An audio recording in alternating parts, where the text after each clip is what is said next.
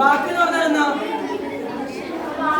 അക്ഷരങ്ങൾ കൂട്ടിച്ചേർന്ന് വാക്കാണ്, വാക്യങ്ങളാണ്. അപ്പൊ കുഞ്ഞുണ്ണി മാഷിന്റെ ഏതെങ്കിലും വാക്യങ്ങളോ അല്ലെങ്കിൽ ഏതെങ്കിലും പ്രധാനപ്പെട്ട കവിതകൾ നിങ്ങൾ പഠിച്ചിട്ടുണ്ടോ? പഠിച്ചിട്ടില്ലേ? കുഞ്ഞുണ്ണി മാഷിന്റെ ഏതാ പഠിച്ചേ?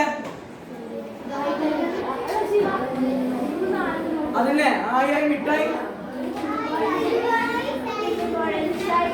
കഴിഞ്ഞാൽ കഷ്ടായില്ലേ? കഷ്ടായില്ലേ?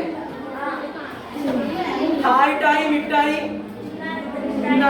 ഇഷ്ടായി തിന്നു കഴിഞ്ഞാൽ കഷ്ടായി. അതല്ലാതെ വേറെ ഒരു വാക്ക് നമ്മൾ പറഞ്ഞിട്ടില്ലേ? അന്ന് നമ്മൾ ക്ലാസ്സിൽ പറഞ്ഞ വായിച്ചാൽ വളരും, വായിച്ചില്ലെങ്കിലും വളരും, വായിച്ചാൽ വിളയും, വായിച്ചില്ലെങ്കിൽ വളയും. അതുപോലെ ഇല്ലേ, നമ്മളെ മലയാള ഭാഷയിൽ തന്നെ കുറെ ശൈലികളില്ലേ? ഓരോ നാട്ടിൽ തന്നെ ഭാഷക്ക് മാറ്റം വരുന്നില്ലേ? വരുന്നുണ്ടോ ഇല്ലയോ? ഭാഷാ ശൈലിയിൽ മാറ്റങ്ങൾ വരുന്നില്ലേ?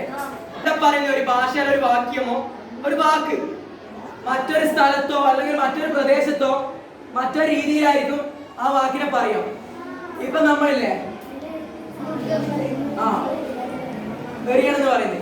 അതുപോലെ പപ്പായ, പപ്പായക്ക് നമ്മൾ എന്താ പറയുന്നത്? പപ്പായ എന്ന് പറയും. കപ്പക്ക എന്ന് പറയുന്നില്ലേ? കറമൂസ് എന്ന് പറയും. പിന്നെ പപ്പായ എന്ന് പറയുന്നത്. അതുപോലെ വേറെ എന്തിനാ പറയുന്നത്? മുഖത്തിന് എന്താ പറയുന്നത്? മോന്താന. മുഖത്തിന് എന്താ പറയുന്നത്? മോന്താന.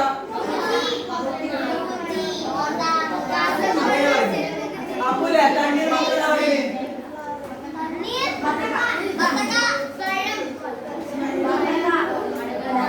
തണ്ണീർ മത്തന് പത്തക്കാന്ന് പറയുന്നത്.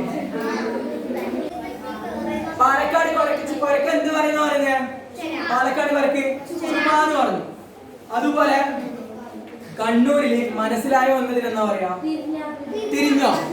അപ്പൊ ബാക്കിയുള്ള നാട്ടിൽ പോയിട്ട് നമ്മൾ തിരിഞ്ഞോന്ന് പറഞ്ഞാൽ അവിടെ ചെയ്യാം, നേരെ തിരിഞ്ഞേക്കുമല്ലോ ചെയ്യാം.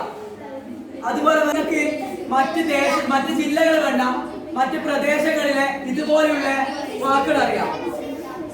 എല്ലാവരും പറഞ്ഞാട്ടെ, ഓരോന്ന് വെച്ച് പറയണേ. ഏതെങ്കിലും ഒരു വാക്ക് പറഞ്ഞാൽ മറ്റ് ജില്ല വേണമെന്നില്ല, നമ്മുടെ നാട്ടിലോ നമ്മുടെ അടുത്ത പ്രദേശത്തോ പറയുന്ന വാക്കുകളായിരുന്നു മതി. അന്റെ വേറെ അടുത്താണ് ഒരു വാക്ക് എന്ന് പറയുന്നത്. കൊല്ലത്ത് അവന്നാ പറയാതെ പറഞ്ഞ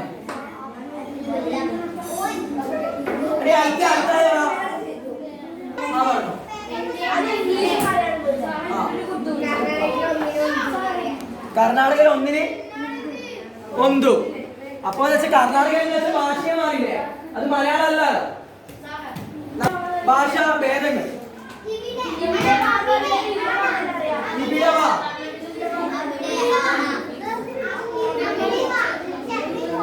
ഇവിടെ വാങ്ങുന്ന എന്താ പറയാ? ഈടവാന്നല്ലേ? അന്റെ ഉപ്പ എന്ന് പറഞ്ഞാ ഓന്റെ ഉപ്പ എന്ന് വിചാരിക്കുന്നില്ലേ?